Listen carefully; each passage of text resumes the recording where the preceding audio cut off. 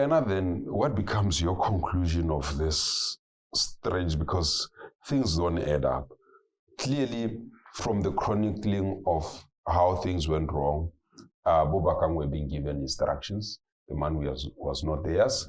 They were supposed to do as per what the client's requirements are, and the letters were there again. But then the client seemed to have been under pressure from something to make sporadic decisions. And then there is a variation where we are moving from strategic issues of storages to other issues of terrorism and counter-terrorism. What do you think was happening between government and DIS? I doubt much was happening between government. Given that you also understand that there was a meeting, what do you think was happening? No, I think practically with the DIS wanted the money for whatever purpose. Whether what year was it? 2017? This is 2017. When were the elections? 2019, of course. The DIS wanted the money for whatever reasons they needed the money. And we had a transition. And of course, the most suspicious part of it is that when they were told you couldn't directly procure, they immediately changed uses towards matters which don't require procurement procedures, but which fall entirely within the DIS internal spending processes. Now the money was now going to be funneled straight or controlled by the DIS itself without any necessity for tender and everything else. So the conversation, if any, that happened between the government or the ministry and the DIS must have been very short. Remember, I can well sympathize with not to sympathize in any way that excuses the ministry from responsibility. But this was a time when the DIS were really imperious. It was a drug. They had their way. Yeah, they had their way. They had their way with the disaster management funds. They could have their way with just about anything that they wanted. Oh, they could deplete that thing like Nigerians in there. Yeah, the DIS generally had their way. You couldn't say no to them. And the only person who could say no to the DIS was somebody with integrity who would say, you know what, I'm resigning. Or who had, let me not say integrity, but who had the fortitude to say, I'm resigning. I'm resigning. If I'm going to be made to do this, I'm going to quit. But if you didn't have the fortitude to do that, to say I'm resigning or I'm resisting this, you had to play along. But let's say we are assuming that not everybody is not smart and not everybody is silly, or not everybody makes decisions just out of jest. And there could be, like sometimes we see, you have the intelligence community making decisions that within their axiom know that they are of strategic interest. Then they get challenged to really explain their position publicly.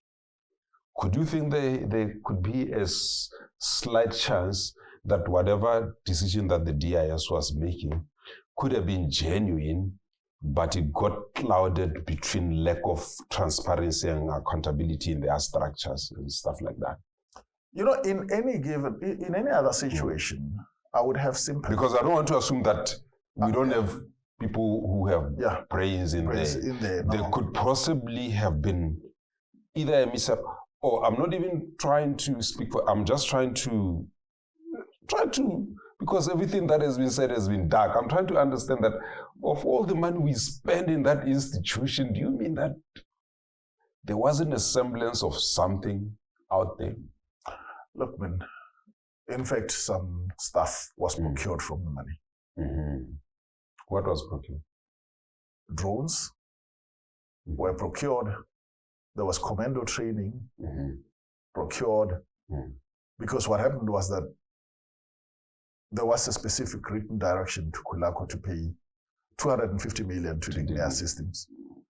But Kulako only paid 118 million on purpose, purely on principles of commerce, to say, look, we are handling the money. These are transactional advisory services. The way it's supposed to happen is you're supposed to pay half of delivery, especially when you're dealing with government, and pay the other half, because otherwise you pay 250 and nothing happens. So these guys took a chance with that and said, no, we're only paying half the amount, or about half the amount, 118 million out of the 250 that was ordered, and they paid that amount to Dignia Systems, 118 million. In return for that, the DIS received drones. I remember from the court documents. I have all the documents. Yes. Evincing that the DIS actually received all those. Dignia actually delivered. Dignia delivered. Dignia delivered. But that was a matter now between the DIS and Dignia. You know what I'm saying? Dignia delivered. I like that because it takes us back to our conversation. Dignia sued for the balance. When government was busy charging Bobakam, Dignia was suing government for the money for 250 million. The balance of to say, now we delivered, we want our money. You paid us half. And what government is not going to tell you right now is they have actually paid Dignia the balance. Full. How much? 250 million. And they paid. What? They paid government. The matter was handled by Mr. Mac before the High Court. They have paid Dignia the full amount. And the Bobakamba Sekis, what the Bobakamba by Utsule. The drone needs a madiao. But the receiving. This is how ridiculous and inexplicable it gets. What? That's exactly what has happened. So, Bobakam Basekela case Dignia has been paid the exact amount that they are being charged about, and Dignia delivered. 100%. And then Dignia is suing government to say, I need my balance for having delivered. Who's supposed to pay the balance? Where is the balance? Who's holding the balance? Remember now, balance here. I get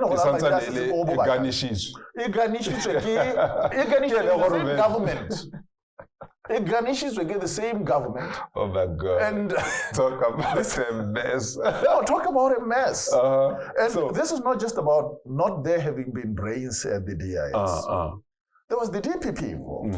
There were the DCC involved. Two all institutions well resolved. There are people I respect with quite expertise a lot. That's so much commendable and educated people, including experienced lawyers. Let me rephrase this.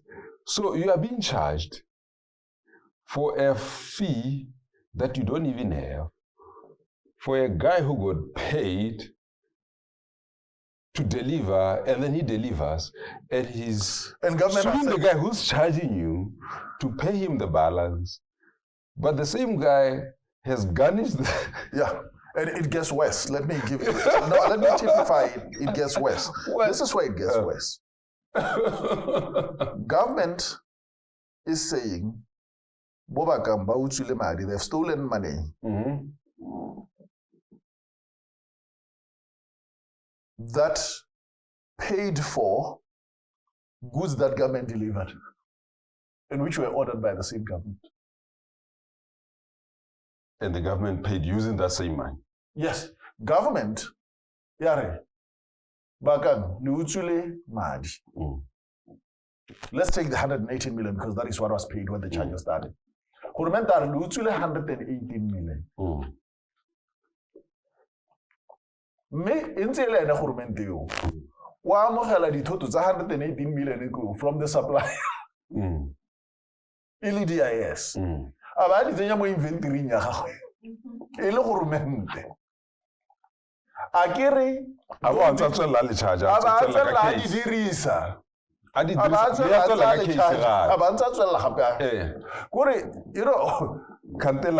exactly what is this? The NPS case was a circus. It was a lack of integrity at a cataclysmic scale. Was it intentionally manufactured, or there was just some mishaps that led people to fall into the gaps of excitement and misinformation, for lack of better word? Government actors have a problem with because honesty. Butterfly is different. Butterfly is different. Butterfly is but not this one, I'm wondering whether it was falling through the cracks of incompetence and all of that. Look, no.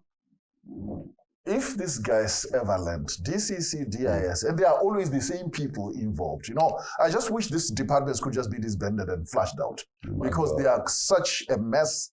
They are completely useless, and they are a waste of taxpayers' money. After doing this mess, Bakang, they repeat Butterfly. Who would have to go Butterfly? No, good. The point I'm making is I'm still in this case. The point I'm making is where were the brains in all these institutions to repeat these mistakes time and time again? Mistakes that you should be able to see blindfolded. What is happening with the DIS? What is happening with the DCC? What is happening with the DPP? These three institutions, Lawrence, are a mess. You need to flush them out. They just have to be cleaned out, purged completely. Completely incompetent, completely useless, and completely a burden and a shame to the country. So we just need a completely new approach to these three departments. What if I told you that I have a view? Yes. That all these institutions can be efficient if the political leadership itself is of a particular caliber. That's my belief. Because the reason why I say that, we go back to the NPF case. There were two elites who were mentioned in the issue NPF. There was two former presidents who were mentioned in it. If at all Bakang was charged with that, if it was proceeds, beneficiaries usually get charged, don't they? Many beneficiaries were charged. Alonso Bakang were called no, I'm not missing my ways. Ski and Masisi received for campaign. Ski received a caravan, if I'm correct. And some money went to the construction of the house. Some went to, and those were not charged. When all of this charade was happening. That's why I'm bringing the politics and say, the politics at the top affect how officials function, but it's just my view. Let's get back to you explaining to me your understanding of these donations now. Bakang finds himself, and the other guys, Boki Rekang and whatnot, who are charged, find themselves, who were charged and then later acquitted alone, and they are also beneficiaries of this, which is called the proceed of crime, who are not charged at all. What was that? What conversations were you guys having there? No, I think this is really where now the politics came in. Because if you look at it,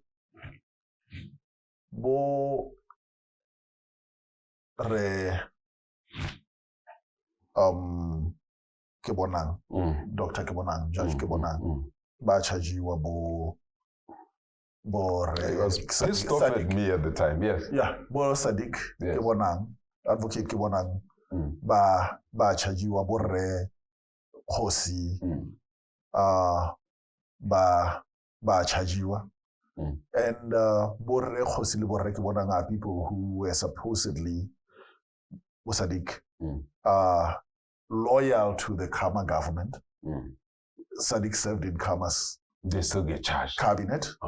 They get charged. Ski was spared. I don't know why, or maybe because it would have been contradictory to charge Ski when Masisi had also benefited, received. Actually, the sitting president had received 3 million through Hellfire. Or was it Hellfire? No, maybe not Hellfire, Briscoe. I remember. I'm so sorry to the lawyers, but I think it was Briscoe. There is this selective charging that is based on the politics of the day. People who were under Rekama now are being charged. A lot of people, ministers, who had also been recipients of money from the NPF that I had disclosed very early on during the prosecution, who survived the Khama era and made their way into the Masisi cabinet, were not being charged. Yes, I remember that. Were not being charged. Okay. But those who were considered somewhat loyal to Rekama. This is the political mess now, where the prosecution and the investigation authorities, the DCC, were being weaponized. That's my point. Enemies. That's my point. We're being weaponized against political enemies. And that is essentially what we have seen, especially during the last 4 or 5 years. That's prior to the coming in of the current government. And, this is the point where I always say, okay, you would say we need a change of leadership, or maybe we can get people with integrity in the political leadership. The institutions would change. But,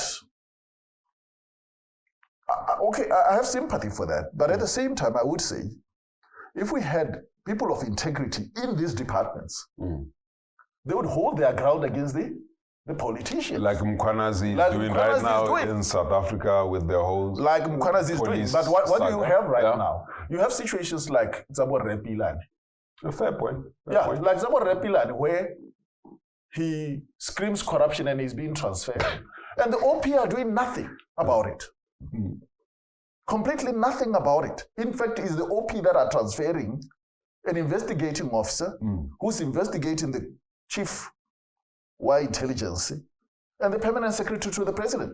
And it's the OP that are actually transferring the men. You mean now? Now, we just Repilani. Oh, yeah. But all that I'm saying is, I'm homing in on your point. Yes. I forgot about that. Yes. We need that attitude from the political leadership. But at the same time, we need the workers also to know that they have their role in all these respective departments, that they can hold their own, that they can tell the political administration, we are not doing this. We are going to stand our ground. If you're going to fire us, fire us. We don't need people who are going to sign documents like Borre Obaking and then say, you know what, now I signed under pressure. Admitting that it was, according to them, wrong, but saying that they signed under pressure. You are supposed to hold your ground and say, look, I am not doing this because it is your responsibility. You signed a contract. Hey. Let's go back to because I want us to understand so many tentacles of the NPF. Because that forms part and parcel of how we close with your understanding. First and foremost, I would like to get back by understanding. You were there. I was in the newsroom at the time. How would you describe the media's handling of the NPF saga? Do you think that we got it right? Do you think that, how would you describe it? Because I really want to understand your purview of the media in what you do and how such level of cases do come in the media, the participation, the public perception, and the control of the narrative.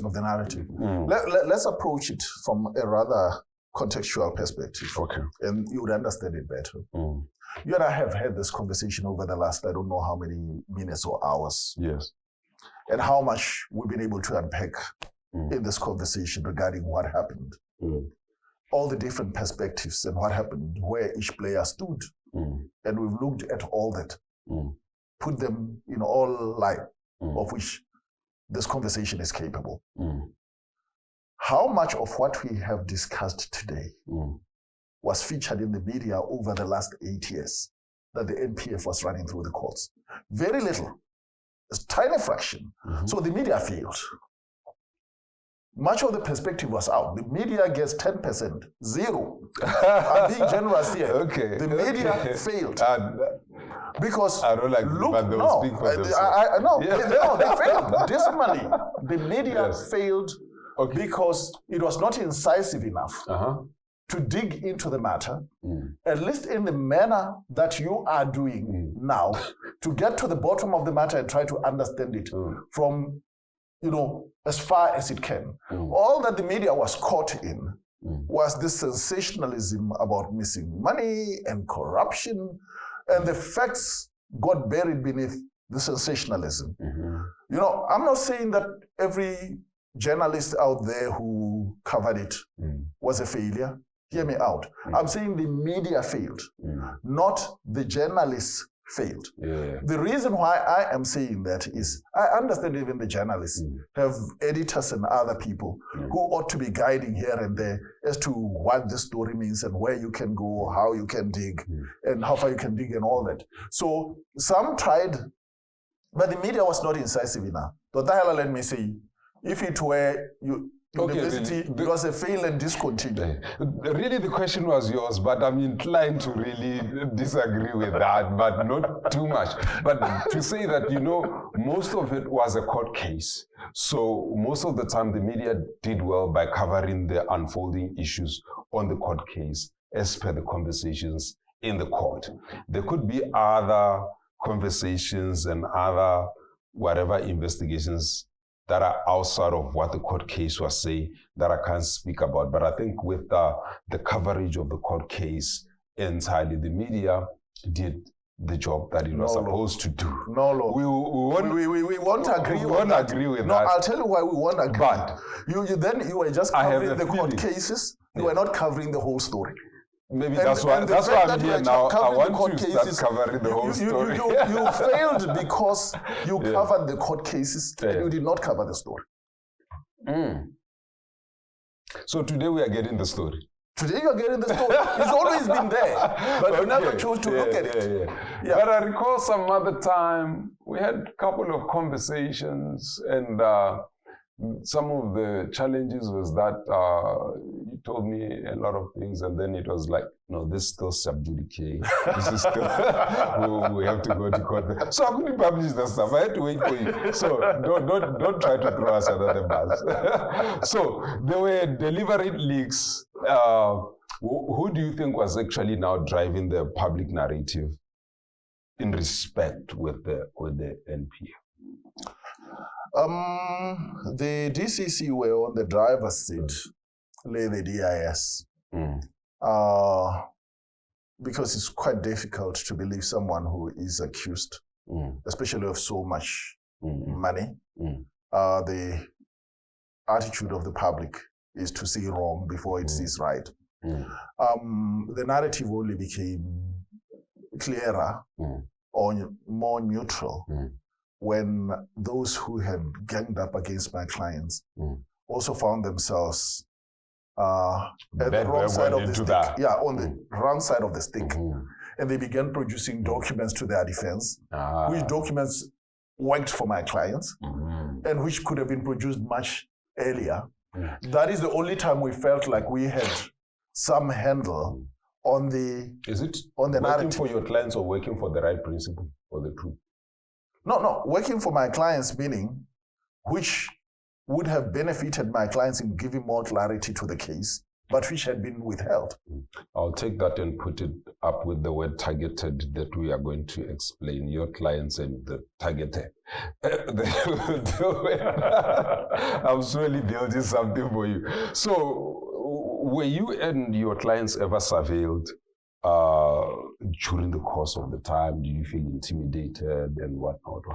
Yes, sir, we were surveilled. I remember at some point we were even having this lunch. We were at Bull and Bush. It was me and Bobby K. And maybe one or two other guys involved in the case. We'd gone there for lunch just to have. And there were these guys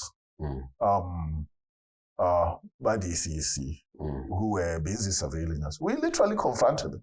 Of course, they denied and they walked away. But we had seen more than enough already with all that. How did it affect you? Was there something? How did you manage it? How did you stay safe? There's always a point where you are fighting for for justice, and that justice has a price. I don't have much means to keep myself safe. You know, I can't stay safe from my government. It's my government's responsibility to keep me safe. But when it's my government on the other side, there's no one who can equate with government power to keep me safe. So I'll always be vulnerable. So if I were to tell you there was a way I kept myself safe, I'd be lying, because I have absolutely no capacity to stay safe from government except to leave the country and seek asylum in another country. So there's always that point where one, you are like, you know what, let it go which way it will, so long as I'm standing for principle, so long as I'm saying let this case be given the justice that it deserves. Whoever comes, if they want my life, they can have it. But these are the principles I am prepared to die for. The other part, I would suppose that, and this is more to the media, I'll give you one thing. Because you were interested in the case. Yeah, just one. No, just one. Because you were interested in the matter, you kept the matter rolling in your front pages and elsewhere. And for that reason, you see, when the case is given such prominence, and the public know the risks that those who are involved in it are facing on a daily basis, it disincentivizes government to do anything funny, because government would be the first suspect. Government would be the first suspect, because the case is so much in the public glare through the media that, I mean, if I'm in the course, for example, and I'm saying charge the DIS because this is their signature, charge. If I were found dead with a bullet in my head the next day, who's the first suspect? Certainly the government. So keeping the case, you know, within your sights, somewhat gave us that. I remember there was a point where we received a tip-off that they wanted BK dead. That was the then DIS, the one before the current one. That was 2018 Asimoloch. They wanted BK dead and all that. And I wrote to the police commissioner. And I said, Mr. Police Commissioner, this is the information that we have. And by law, it's your job to protect Mr. Seretse. From now on, that you have received this information. The commissioner never responded to that letter. Whether he did it covertly or otherwise, I don't know. But he never responded, the then commissioner. It's your job to protect Mr. Seretse. And if anything happened, we told him, these are the people who want him dead. And we said, who were they? The DIS. Who in particular? No, I wouldn't be able to say it was Mr. Semamang or Mrs. Semamang, because the tip-off would be they want this man dead. But you can imagine. Because I know who arrested me. So I was wondering if... Who in particular? You know, sometimes it's, especially when you're a lawyer, you have a problem putting names up, because sometimes people are not there to defend themselves. It looks unfair to them. They could be nice, they could not be there for many reasons. They could be alive, they could be dead, or they could simply not be part of this interview. Or it could have been a conspiracy. Yeah, or it could have been a conspiracy. Mehela, that is the information that we had at the time. And of course, I think then Michi ran a front page story on Bakang safety. It actually showed his face with the crosshairs across, upon his face. You know, I was intimidated once. I remember I was in the office late at night. I was working. I was all alone. My office was at extension 9. I know. And, and I hear some sounds in my reception. It's around 11 o'clock, 12 o'clock. I'm all alone. I'm working. And then I decide to investigate. I just had this feeling there was something. I wasn't alone. And I get to the reception and I find a man right in the middle of our reception. I had a good view of him. I asked him, buddy, what on earth do you want here? You asked me if I was scared. Yes, I was. What do you want here? And he starts saying, no, I'm looking for, and he gives some crappy name. I don't even know what the name was. I can't recall. But it's inside your house. It's inside my house, inside my office reception. Had I not... Do you know what the law says about killing a man when he's transgressing into your property? Look, had I not gone, this is a guy, he's a colored guy, he's all tattooed.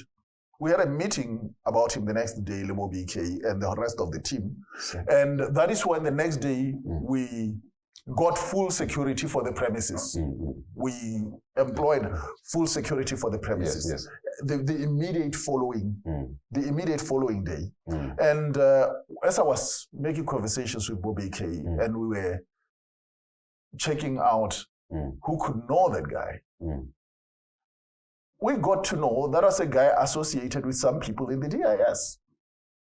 The Sabian. We knew who that guy was. We ultimately knew.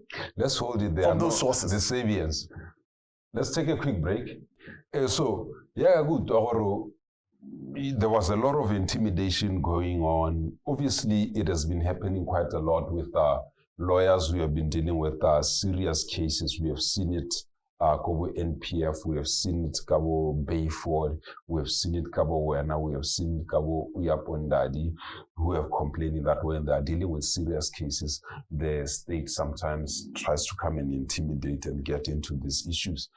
I entirely sympathize because it also happened to us as journalists when we were exposing some of these things, then we get attacked and all of the likes. You get now the ruling government, which was the opposition at the time, when they were talking about these things, they were also getting the kind of attack that they were did.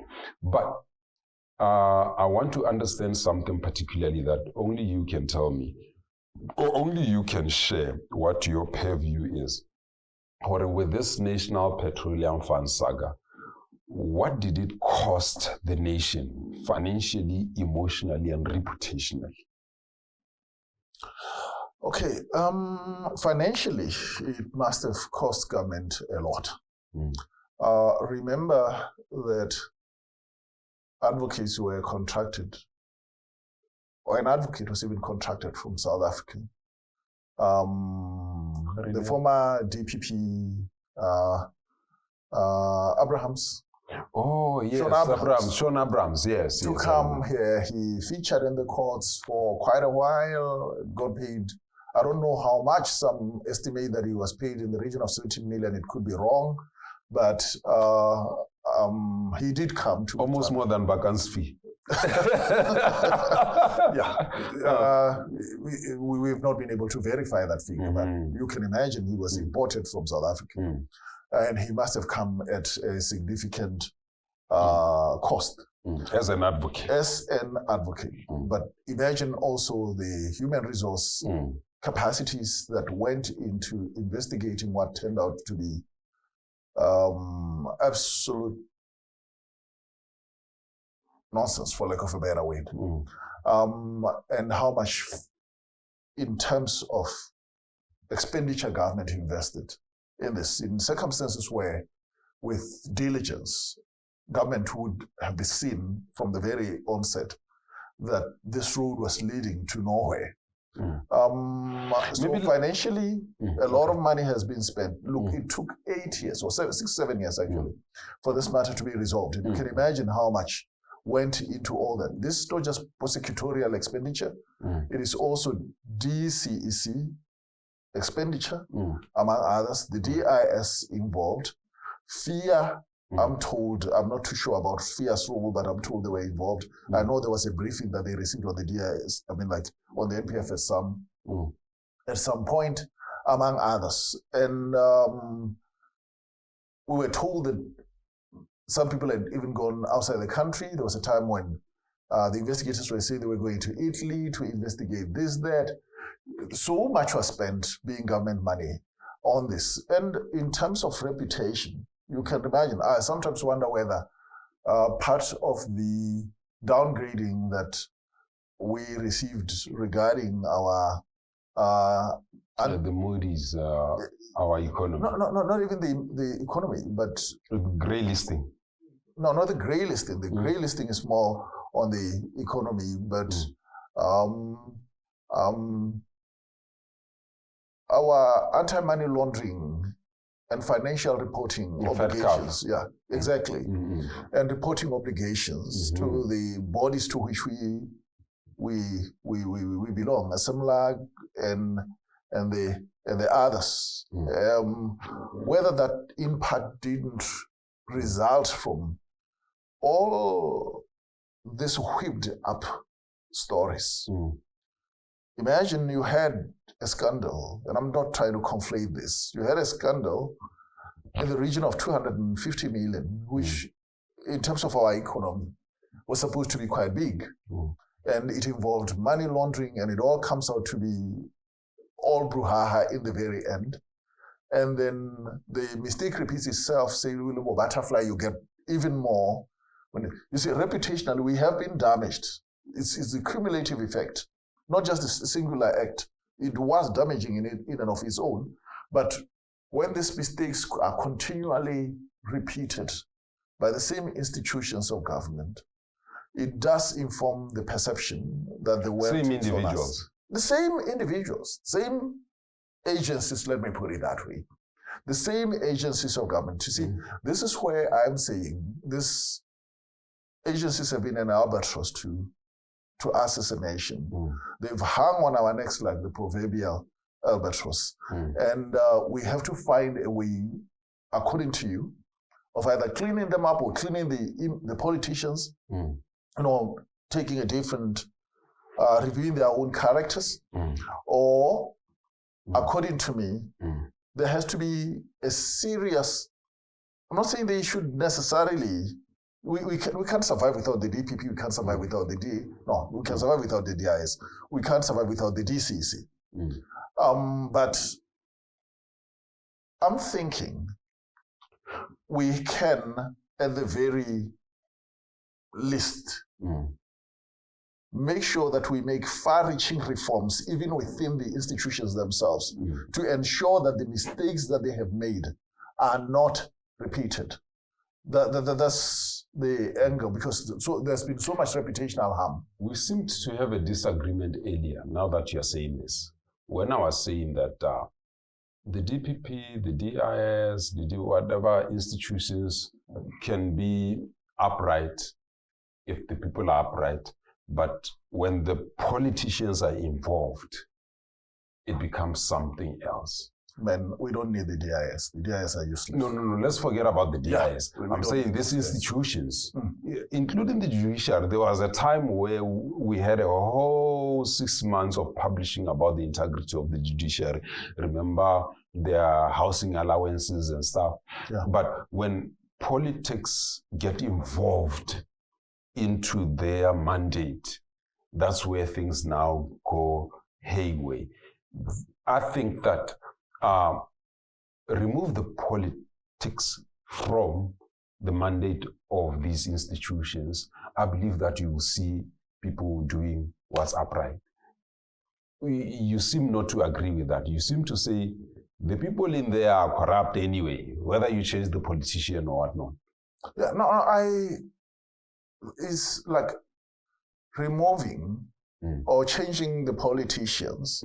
Okay, fair enough. Maybe we have a different government, so time will tell whether we will have a time. Because my view is that throughout the two presidencies that precede this, the DIS were owned by the presidencies. They were not owned by the country. Maybe for once we will see a different situation where the DIS are actually owned by the nation itself, maybe on account of the character of the present government, if they will cut from what we have seen before and, chart a totally different course. So I don't know. I think time will tell whether your theory is actually right. I'm more towards a theory that doesn't rely on time, but that relies on what we can do to strengthen the institutions. But before we wait for time, do you think then, in this context, justice was served in the end with regards to the NPF case? I think For example, a number of people who were charged, some who I can recall from the top of my head, your judge and the other guys were acquitted and removed. Do you think that justice was served at the end, given where the case is now? And, when you say justice is a relative term. Mm. Someone says justice and all that they are referring to is whether the accused person got an acquittal, like in the courts. Like my clients did get an acquittal. So do you think justice was served? It could have been worse, doubtless. But ask a guy who got an acquittal after 7 years, who has been hauled before the court, defamed and harassed and surveilled for 7 years, and treated so inhumanely for 7 years and lied about by government. Ask them, even if they are acquitted, if justice has been served. And government has not even given an apology for the lies that it told about Bakang. A rhetoric question, You know what I'm given that saying? you're saying something very interesting. A rhetoric question, if ever those were the complexities and the factors in play, what should a guy like that say justice was served? Is it about accounting for their losses personally, reputationally, or whatnot, and how? If we are to equate justice to something. Look at what the likes of Bridget were looking for the most part. They were saying, Yes. Clear us. Tell the whole world you lied about this issue. At least the issue that the courts have found you lied about. Tell the world I lied. But how does justice work like? A cop stops you over frivolous things. The ripple effect is that wherever you are rushing for, you lose wherever. After 2 hours, for whatever, because he has the power, then he releases you. You see, my brother, this is where you are fired from work because you are late and all that. Is that what you're talking about? I'm just trying to simplify it down to the minute. Down to the minute. Yeah. This is exactly what I'm talking about. So what is justice? If only, other than maybe obsess much about Bakang, which I can because he's my client, if only we can have DPPs who are able to stop injustice before it happens, then we would have justice in the country. Who are able to say, I don't have evidence about butterfly. As the DPP under Section 51, I have authority to stop this now, and I'm going to stop it. Which the DPP then could have done, but didn't do. Then we would have justice in the country. If only we had a DCC that can look at its docket or its investigation and say, you know what, it doesn't matter what the DIS say, as far as we are concerned, there's no case here, or we are not a part of this, and hold their ground because they also have their own statutory mandate, then justice would be served. But a situation where you so down for 7 years, at the end of 7 years, justice has been served. Justice has not been served. Justice has not been served. Imagine how much in terms of deprivation. I'll give you an example. Let us say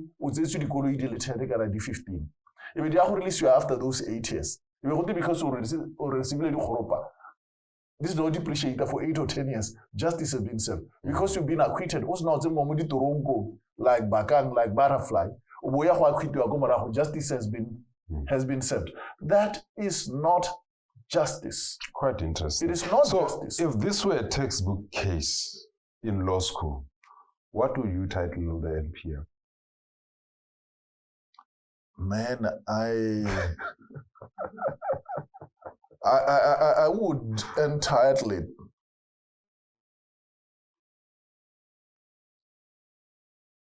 how give him the money, give him the money, give him the money. Yes. What are you gonna title it? No, I would entitle it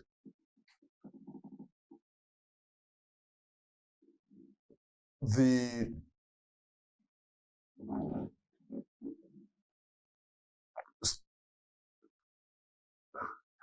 I'm struggling with the word because I'm not going to use the F word in your show. No, go ahead. Go ahead. Go ahead. The ultimate DIS DPP, DIS DPP, DCEC, OP, F up. Madam, what was your title there? What was your title there? NPF circus. What was yours? I had a friend called Roman Greenberg. He would look at a whole circus and say, "You can't even organize sex in a whole house." You know Roman Greenberg? Yeah. He used to be at Bidbar. And you can't even organize. It's like you guys are so completely useless.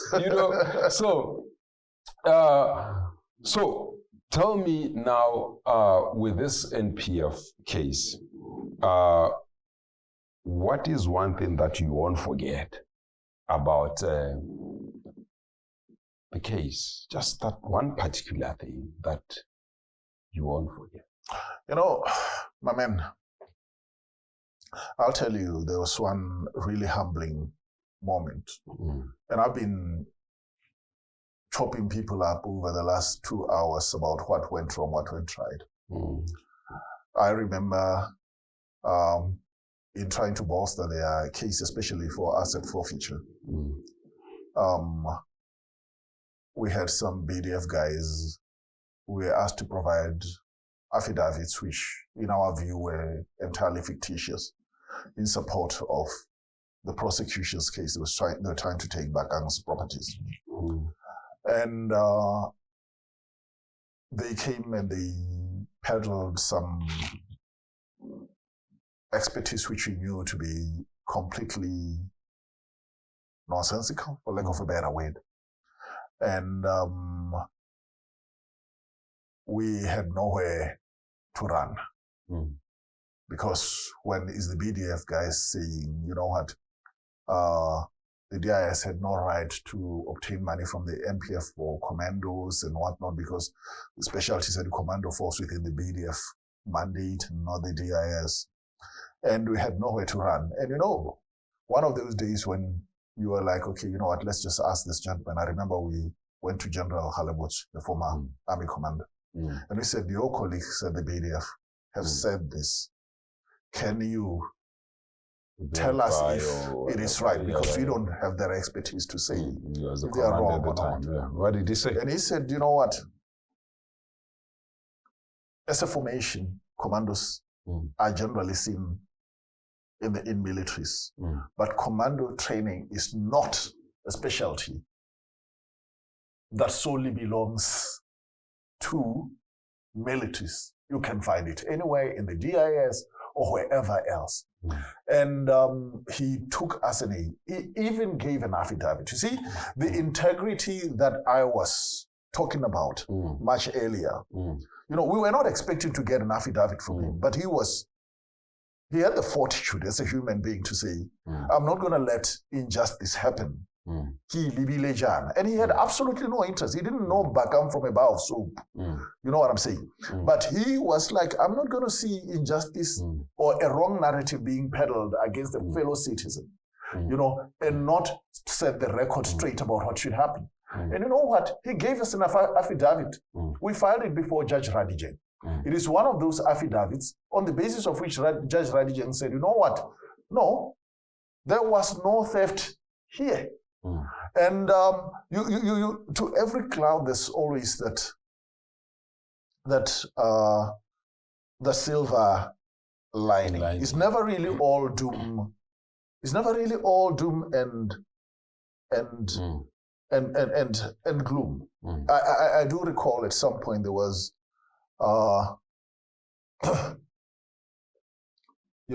another individual, or let me say individuals within government, both within the DPP and the DCC, who'd say to us, you know what? No answering questions I haven't asked. We know all this is nonsense. Yes. We know all this is nonsense, but there's not much we can do about it. Mm. You know, the power belongs to other people, but we know all this is nonsense. Mm. So that's precisely, those are the kind of moments. Are you saying it was a witch hunt or a cleanup or something in between? It was face saving that government officials got stuck in and couldn't beat a retreat. They decided that Bakang was going to be thrown under the bus because they had been inept in allowing a charge of 40 million to go. What were they trying to benefit from that deal? Look, man, if you are going to say,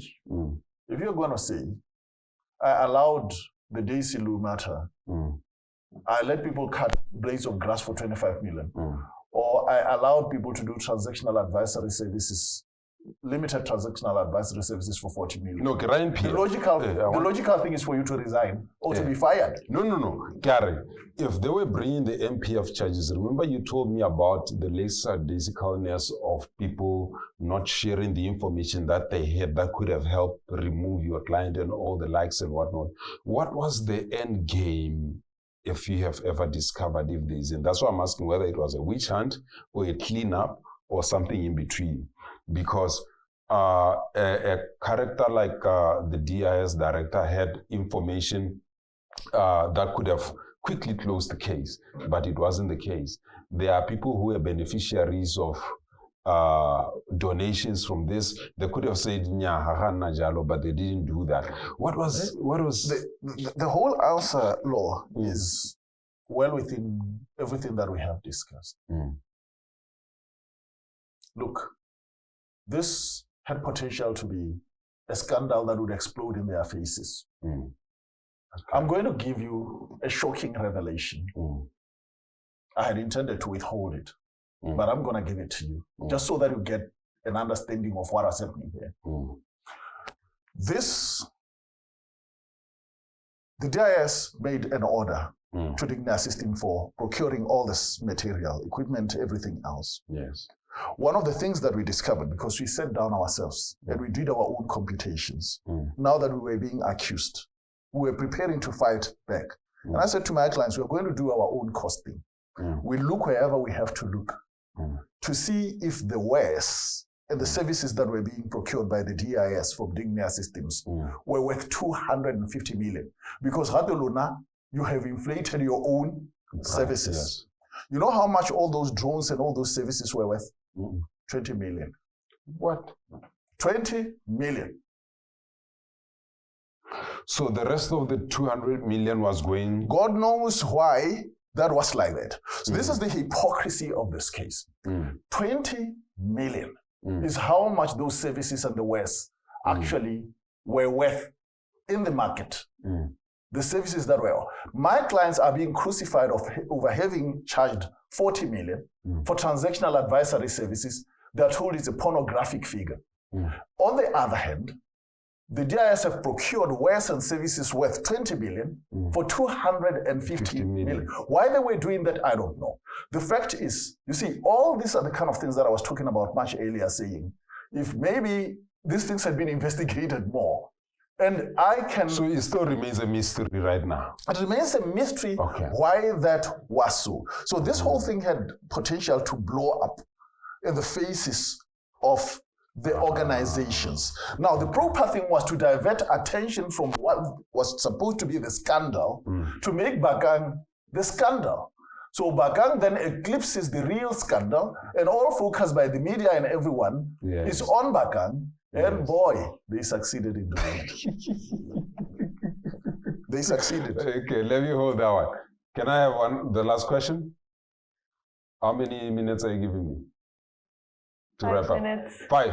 Okay, the last question really, which is which is really the coming case now. On the last discussion, I understand that now Bakang, you and Bakang have succeeded in throughout the whole stages of the case. He has won back. Now you are trying to reclaim the assets. And government says, Canada citizens in Seretse, in lieu or while we are doing the case, they've accumulated interest. okay, cars may have depreciated, but the funds which were in the bank have accumulated interest. And I understand that you are in a knucklehead between government saying, no, the interest is mine. And your client is saying, no, the money was mine, which bore this interest, and so I have to get the money and the interest. So, so tell me about this dispute here. I mean, should we even be having a dispute? You know, this is the lack of integrity that I'm talking about with government. But unfortunately, government keeps going back to all this. What are they saying? What are they saying? Give me the perspective. Yeah. Thank you for asking that question. Remember this. Let me just give you just a small trail within this time. At first, remember, government was saying it was money laundering. When they get before Judge Leburu, government says no. The money was not about money laundering. It was given to Bakang in trust. And Judge Leburu says, no. Your narrative before the courts all the time has been that he stole the money and laundered the money. Now you come before me when you're talking about interest to say that you had entrusted the money to him, so the interest is yours. And you are the same government that charged him, that said all those things. How can you sustain those two contradictory arguments at the same time? So this is the hypocrisy of the system. We need integrity at the DPP. We need integrity at the chambers. You entrust someone with something that belongs to you. They are saying, yeah, but if you entrust someone, it belongs to you. So if that communal bohodo we entrust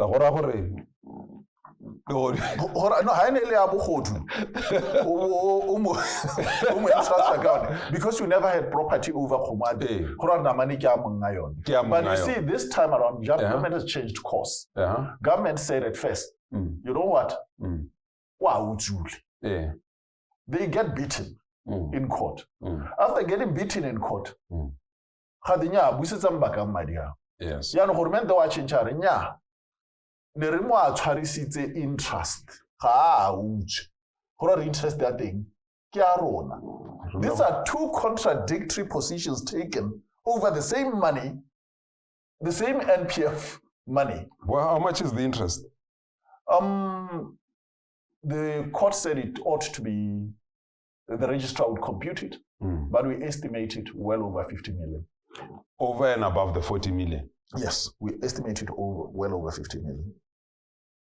So you are going to, when are you going to court? They have appealed the decision. We're waiting for the Court of Appeal. Barry, I remember this story. Remember the story we've had Lidi Kharafo about Tau. When governments say that the Kharafo doesn't own these lions, the Kharafo say, no, these are my lions. You have been feeding them and taking care of them, and they are in my farm. Now they've multiplied to 40. They were on a dispute. Who does the offspring belong to? You would have thought some things were elementary, but when you have wrongful motives being expressed within government through government functionaries pursuing completely untenable positions like then you really don't know what to do with the system. It's just confounding. It's crazy, man. It's crazy. We are going to have more conversations. As you can see, I'm Kgosi and I'm here. We are just going through it. I'm getting learned, and I hope you are too. What I want to do is I had put in 3 words for Kgosi when we were having discussion, and these 3 words were targeted, clients, and justice. As a lawyer who's a human rights lawyer and all the likes, he mentioned that his clients can be targeted. Then he kept on mentioning the word clients. Then he mentioned the word justice. I want to know that when you say target, people are targeted. It seems like it was targeted. Then it leaves me with 2 words, client and then justice. how we are justice, what is justice? And then we are charge for justice in a client. And I try to ask you, are you fighting this case for your client, or are you discussing the principle? I'm putting you under the banner here. Yeah. Is it about the principle or your client? And how do you define justice? And how, at what stage do lawyers separate the two, between the client and the justice? And because sometimes we feel like we are just a bill to the lawyer. You know what? Close it for us. I'm fighting it for the client. Mm-hmm. Obviously, I'm paid to do that. Yes. So it's a paid job. Yeah. I'm fighting it for the client. That is one. But in the process, as a lawyer, your calling is beyond the client. You are called to justice. Yes. Justice according to law. Not justice according to hunch, not justice according to, unfounded perceptions, conjecture, and all that kind of stuff. Justice according to law. So in as much as you are fighting for the client, you find your place in that. You have to make sure that you align with the justice that you believe in.